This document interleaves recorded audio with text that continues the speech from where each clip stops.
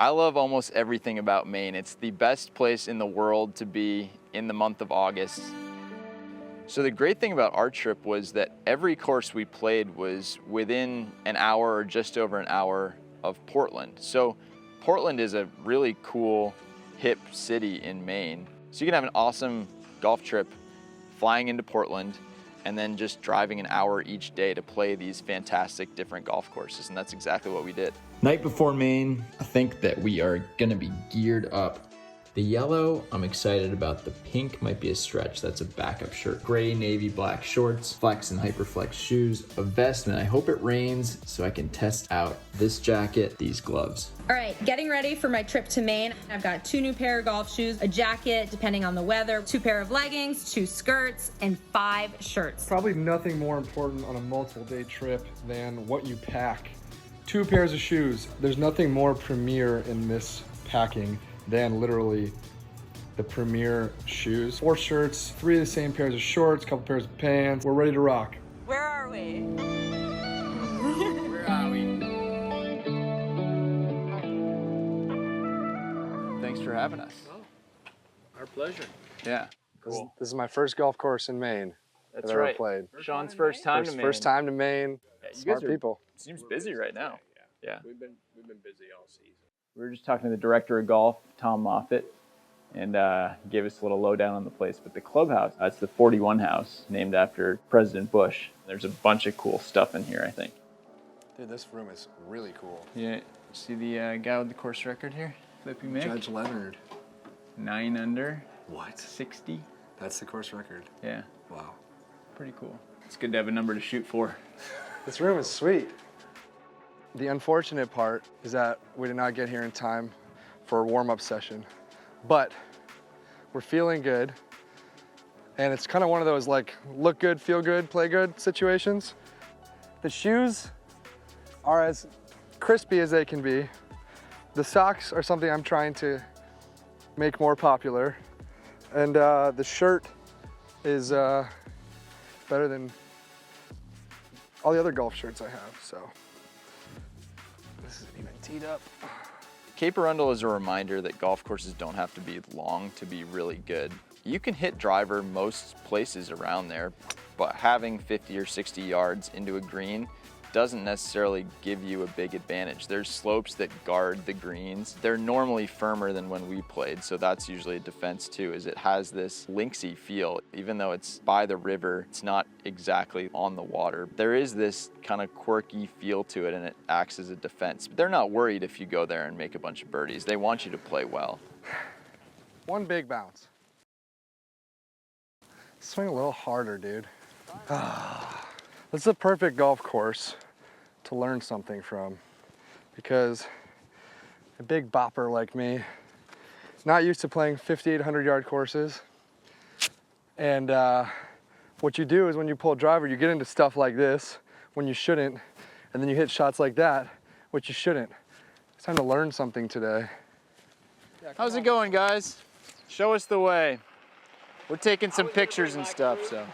You left him at home? You know this man, right? This is Ken Rayner, former pro. I saw your name in the walls inside. And the golden driver? That's the best kind, yeah. This is the one that the Japanese. That's dipped in gold, right? This is the one that Japanese Prime Minister gave to Trump. And That's he had right. To return it because Yeah, you had to give it back, right? Yeah. Nice.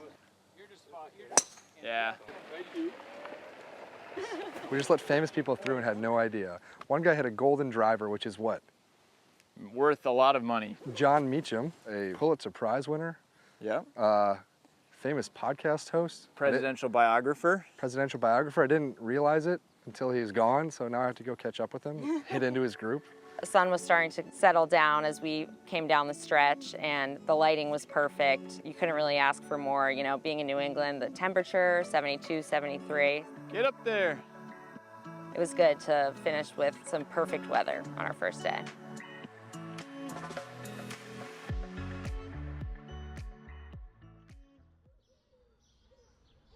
Good morning, boys. Dylan promised me a Maine breakfast, and I think he's delivered. We've got some egg, bacon, and cheese, but with blueberry Muffin tops. Muffin tops. Instead of like a bagel, you Oh get a my blueberry gosh, muffin it's top. amazing. Life is good. This is maybe the best breakfast I've had in months. Life is good. So our first stop at Cape Arundel was classic Maine summer beach town. But our second stop, we went inland to Belgrade Lakes. Belgrade sits up on a hill overlooking trees, lakes, and very little civilization, essentially. So to see Belgrade was really to see a family-built golf course. It's not that old, but it feels like it's been there for a long time because there's so much history behind the people involved with the golf course. My name is Kyle Evans. I'm the one of the managing partners here at the Belgrade Lakes Golf Club in Belgrade Lakes, Maine. I've been involved since day one, when it was just a dream. I was a superintendent for about 25 years. I just loved the game of golf, and once we found this property, it was just sort of turned into something much more than we expected. Nicholas looked at this property, loved it. Robert Trent Jones, Reese Jones, Rick Smith, they all wanted this piece of property. Lucas Glover actually holds the course record here, 62. Foggy Sunday morning. We thought it was a joke on the tee sheet, you know. It wasn't. John Hamilton, Director of Outside Services here at Belgrade Lakes. I am from Mount Vernon, which is just on the other side of Long Pond, which is one of the lakes here that you can see from the course. As a junior player, I played a lot of golf, and when they broke ground here, basically just showed up at the doorstep. Started working here, picking rocks, hauling brush, laying sod, just as a little guy. I actually caddied in the very first group to play here. They had done a raffle, I believe, for the first group to tee off, and we started a caddy program right at the beginning. Did you caddy for Fluff Cowan? I did caddy for Fluff Cowan. I'm Patsy Kenny, Director of Brand Experience here at Belgrade Lakes Golf Club. Sure, I grew up right here in Belgrade. I started out greeting golfers when they first arrived, and then spent a lot of time in outside services, and then eventually over the years ended up in the golf shop and supporting our inventory and merchandise and customer experience. I think our population here in Belgrade doubles in the summer season, and our locals really thrive knowing that folks from out of town are coming through. And then in the winter, it's a lot more quiet here, and maybe a little too quiet for some. I think they take great pride in knowing that people are coming through to see our little town, and that's what makes it kind of special. What are your deepest fears for today's round, Claire? That Sean will read my putts poorly. Is he your caddy? Yeah. He's my emotional caddy. Yep. Claire, if you make 4 pars, we're going to get ice cream. We're getting ice cream. If I break 80, we're going to get ice cream. Okay. And if Dylan breaks par, we're getting ice cream. Wait, any of those things happen, we're getting ice cream. High stakes ice cream match. Best club in the bag. Hook! That's gonna be good. You can't talk about this golf course without mentioning the rocks. There are rock outcroppings that are basically the borderlines of almost every single golf hole out there. There are big boulders that you have to hit over. Don't be too far. Don't go on the rocks. I think it's good, but who can say? Yep. You get bad bounces off the rocks. You get good bounces off the rocks. It is part of what you get at Belgrade Lakes. I think that was super cool. Completely unique, something I'd never seen before. That's kind of the breaks of the game at that golf course. Feels like it probably gets pretty quiet in the late afternoon. Everyone's off to supper. Ice cream. Ice cream. 2 ways. Claire and I made sure that 2 of the 3 of us accomplished our goals, so the ice cream tasted much sweeter that way. Almost all the ice cream is homemade in Maine, so you can't beat it. All right, we're here in the great state of Maine, and I decided to pull out kind of Maine-y flavors. We went with blueberry cobbler, a lot of blueberries, it's a theme on this trip. Moose tracks, because there are moose here. What's the plural of moose? Meese. Moose. Meese. Mooses. And then birthday cake. We're celebrating. The birthday of Maine. I got moose tracks for the same moose reason, and cookies and cream because it's delicious. Claire? What'd you get? I have a waffle cone with cookie dough ice cream and rainbow springs. I just want to thank both of you guys for playing really good golf and earning you this ice cream. Harrying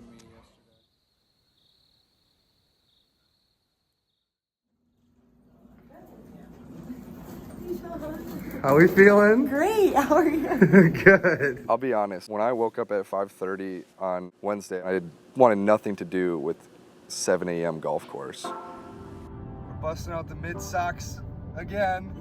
We're gonna make them popular. Where are we going? We're taking a ferry to play golf.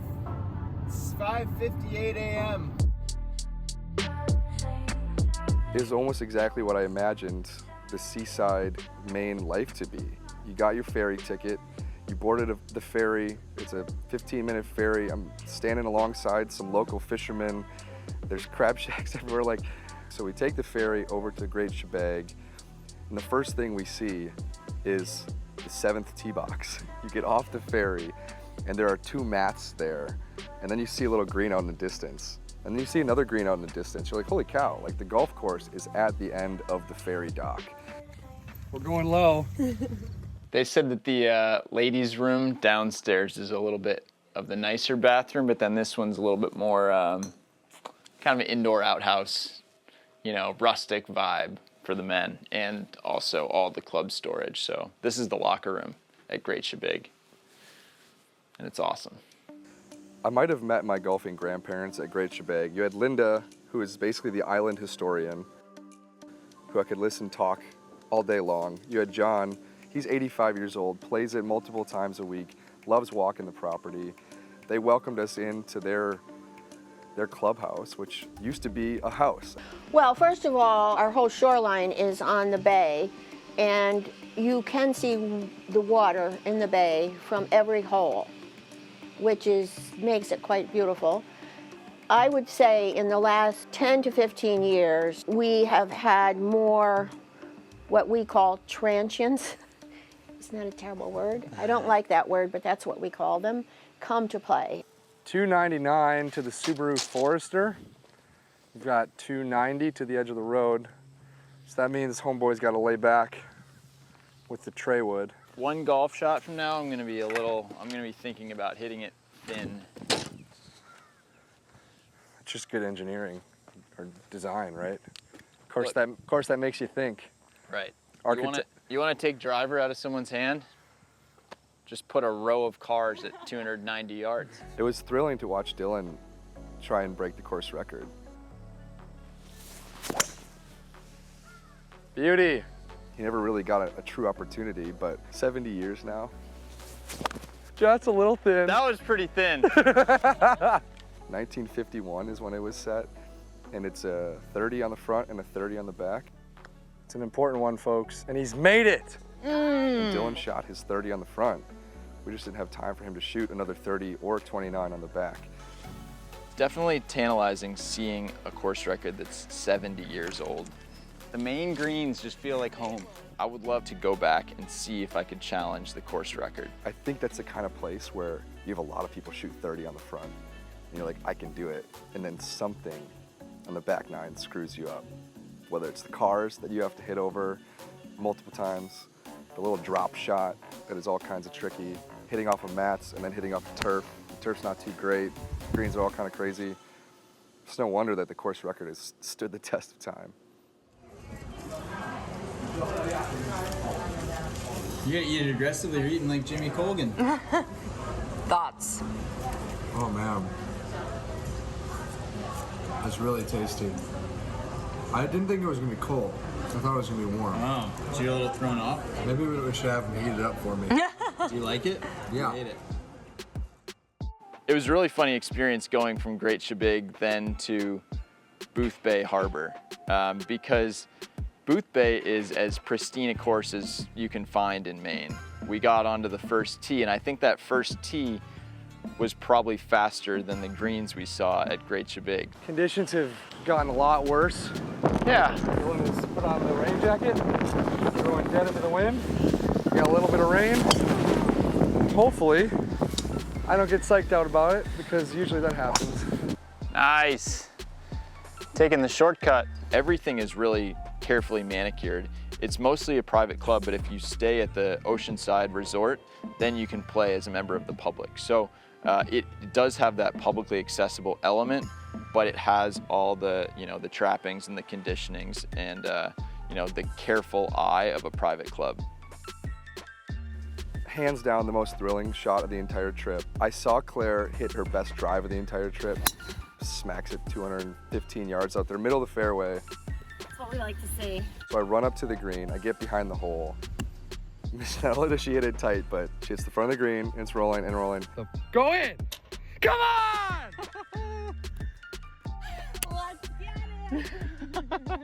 I had never seen a hole-out eagle in my entire life, like in person. After that, I think I was just more confident as we went down the stretch there. So I was hitting better drives, better approach shots, and I got my putting more dialed thanks to my coworker, Sean, who helped me but was not overbearing when it came to reading putts. It was as dialed as I'd seen her play, probably as dialed as our group got all week long. So what a perfect way to cap the trip. We can confirm right here on Destination Golf that Maine is verifiably an underrated golf destination. I'd heard all about it. Dylan talked about it endlessly. It's where he grew up playing. I would not have minded growing up playing here. There's a ton of great golf out here. I'm gonna be back here for sure. What I like about it is I think it's a family place. You can come with a little kid and they're gonna have a great time. You can come with your grandparents and they're gonna have a great time. It's a time, if you live in the city, I don't think you can beat it, and it's different. When you add in the scenery, the ocean, the people, the seafood, the restaurants that you can get, okay, you see why people return annually. You might not be coming here directly for the golf, but you're coming for the entire thing, and golf is a nice little part of it.